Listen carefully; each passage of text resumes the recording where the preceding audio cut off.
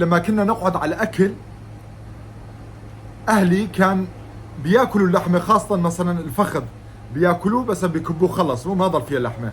انا اشيلها من قدام الكل، هاي اللي فوق في كرينكه نسميها له، هاي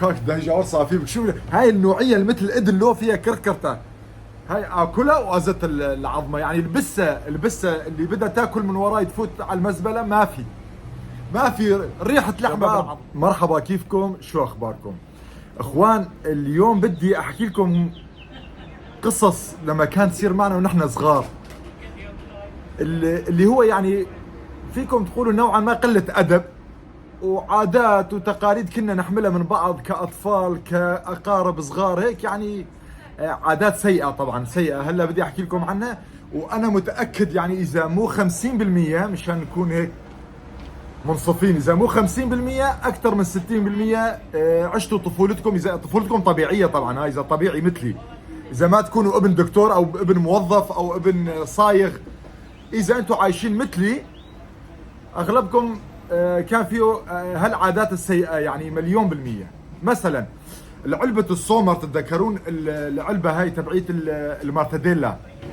لما كان يجيكم ضيف هيك ثقيل عنده قيمة، بدكم تروحوا تجيبوا بيض ومارتديلا اكيد، يعني خاصة لما يكون العشاء. يعني هالمرة لما اختك او امك بتفرغ العلبة من اللحم، بزت العلبة على الطرف، صح؟ وهي تبلش بالعشاء. هون انت ايش بدك تساوي؟ طبعا هاي عم بحكي على حالي. اظافيري هدول احطها من طرف العلبة، فيها طوارف لحمة له، يعني يكون شوي فاهم، واكلها. هاي هاي بدون كذب. مثلا خيو البيض، لما اما كان تقلي البيض بعد ما يخلصوا الكل، انا ازت عليها الخبزه، مو ما ملزوقه بالتحت، تحت الصفرة، صح؟ تحت المقلايه. انا بهالحركه هاي باظافيري كمان مع اللقمه، باظافيري احك فيها، اشيل البيض الملزوق المحروق واكلها. طبعا هون اظافيري كلها يتعبى بيض، وهيك كمان ناكلها. هلا واحد كم يطلع اياي وعايشين بسويسرا، وين ما فينا شيء، بقد الجمل، لا مرض الحمد لله، لا شيء. ليش ما متت؟ هلا بدك تسوي لي حالك نازيك؟ مو اسكت اسكت احسن ما ابلش فيك. مثلا لما كنا نقعد على الاكل، اهلي كان بياكلوا اللحمه، خاصه مثلا الفخذ بياكلوه بس بيكبوه خلص، مو ما ضل فيها اللحمه. انا اشيلها من قدام الكل، هاي اللي فوق في كرينكه نسميها له، هاي كاك دهجة صافي شو هاي النوعيه اللي مثل الاذن له فيها كركرته، هاي اكلها وازت العظمه. يعني البسه اللي بدها تاكل من وراي تفوت على المزبله، ما في ريحه لحمه بالعظمه، اكلها كلها. شغلات ثانيه بعد انا مسجل على فكره، ها.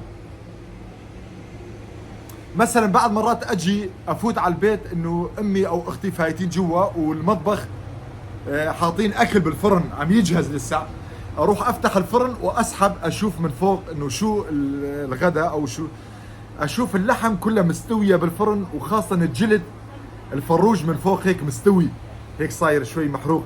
اشيل انتفهم نتف، اكلهم وارجعها بالهاي بالفرن. ايه هالمره يصير جوا يصير شك، بس ما حدا يشك لانه كله يصير اسود.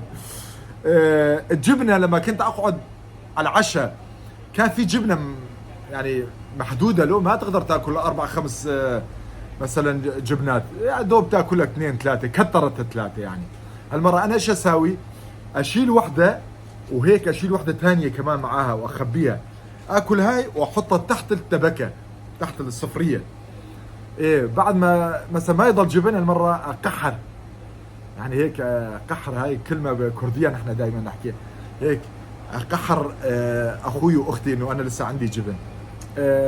شغلات ثانيه مثلا بطاطا مقلي، ولو بطاطا مقلي الناس خاصه ابوي الله يرحمه، خيو ابوي كان كثير يراقبني ويعرفني انا كنت قليل الادب يعني بصراحه، كان دائما عينه على اكلي.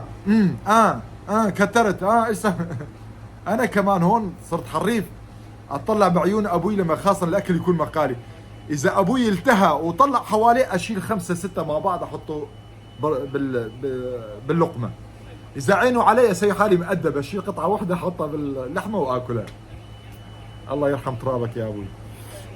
مثلا لما يجيبوا يحطوا الاكل خاصه يوم الجمعه، نحن ما ناكل فروج الا يوم الجمعه، فروج خاصه اكلنا كان فروج على رز او فروج على برغر ومعاها الفاصوليا البيضاء، ترشكاه فاصوليا ستين.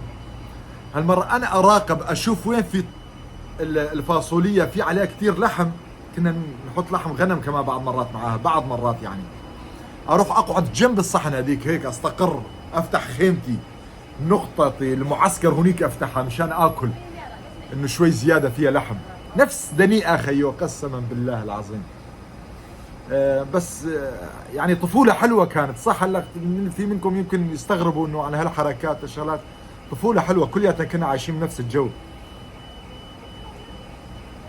مثلا اذا قاعدين في ضيف بالبيت وشوي في خجل، اللحمه حاطينه على البرغر او على الرزمو، انا ناوي اقصف الفخذه مثلا، اخجل كمان اشيلها، خاصه ابوي يراقبني، اصير اسوي حالي على اساس انه انا بدي اضحك على البشريه وما حدا عامل هالحركه قبلي، اصير احفر تحت الفخذ بالرز، احفر لحتى الفخذ يقع، يعني معناتها الفخذ وقع عندي معناتها هاي الي، صار من ممتلكاتي الخاصه، ما يصير حدا يشيلها، لازم انا اكلها.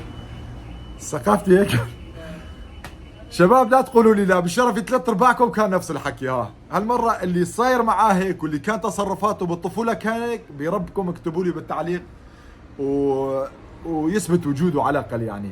تمام اخوان. طبعا في لسه قصص كثيره الادغميه شلون كنا عايشين فيها، الجهل كان معيشينا انه لا تناموا بالليل وانت مصلخ يجيك نار، هالشغلات كمان بدي اعمل عليها حلقه يعني، كان شغلات حلوه كثير يعني. صح انه كان تقليديه وشغلات كلها خرافيه، ولكن كانت حلوه. على كل اشوفكم خير يا شباب، في امان الله، السلام عليكم.